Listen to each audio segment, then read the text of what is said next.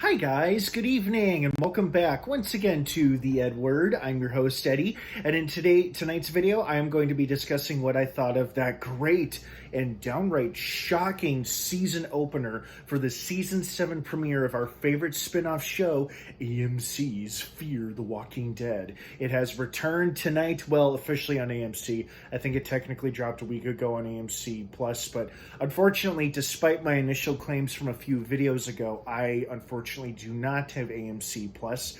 I was mistaken by that, but oh well. So before I begin, of course, please be warned, this is a spoiler-filled review, so if you're not caught up either on the Season 6 finale or the most recent episode, the Season 7 premiere, you might not want to keep watching or listening, as I will be discussing spoilers, plot details, all that jazz. That being said, you have been warned. Let's dive right back into it. Well, talk about truly desolate and post-apocalyptic, and the atmosphere and physical environment has never looked more fitting for a show set in the zombie apocalypse. I mean, just combine that with the nuclear radioactive fallout. Bingo. Post-apocalypse achieved. No, this was great. This was really, really good. I was so shocked to see so few characters in a season premiere. But I guess it wouldn't be the first time that's happened. We've seen some episodes where hardly anybody appears throughout any episode across all three shows, Walking Dead, Fear, or World Beyond. But you know what? I liked it because it still told a really interesting, gripping story between Victor and Howard and Will.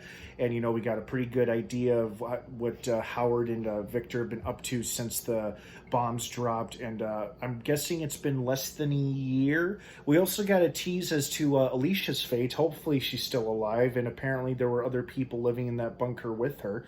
And it sounds like they had a whole damn community underground. And the strange thing about that is that the place didn't look like it was attacked or destroyed or plundered, just dropped. Like, everybody dropped everything and left the place. Like, it looked completely deserted, even with the supplies still intact and left behind.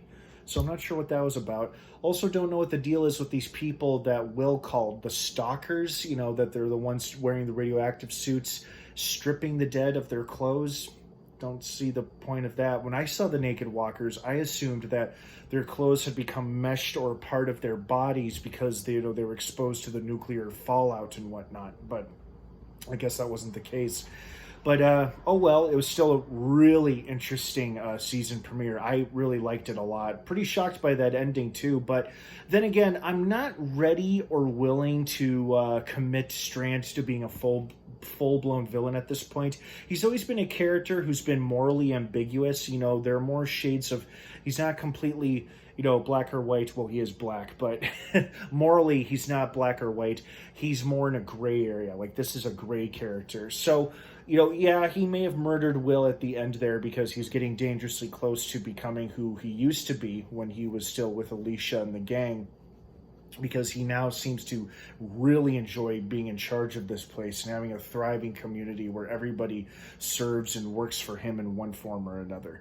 Although we did see some hints of caring and tenderness throughout this episode up until he murdered Will towards the end there, where he did seem genuinely interested and concerned in finding Alicia and seeing if she was still alive or not and what she's been up to, But, despite him killing Will, I'm not really ready to peg him as a villain yet. You know what? We had Negan do some pretty awful, nasty things when he first came to The Walking Dead, and flash forward a couple years later, he's one of my favorite characters, and he's had quite a few redemptive moments, and he's a perfect example of a complex individual in an appalling circumstance, and I think that sentiment could easily apply to Strand.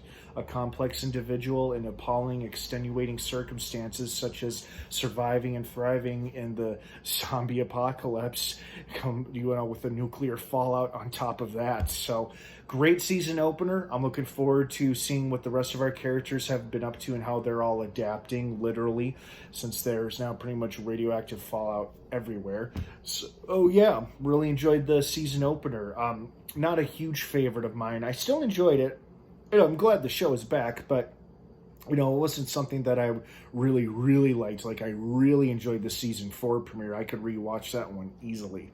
But, yeah, this was still good, though, and I'm happy that the show is back. So what did you guys think of the Season 7 premiere of Fear the Walking Dead? Did you like it? Did you love it? Did you hate it? Were you expecting more, expecting less? Let me know what you think down below in the comments section. As always, thanks for stopping by, and make sure you're subscribed for more episode reviews like this one now that Fear the Walking Dead is back on Sunday nights on AMC. Have an awesome rest of your night, everybody. Thanks for watching, and have a great rest of your weekend. And of course, until next time, may the Force be with you.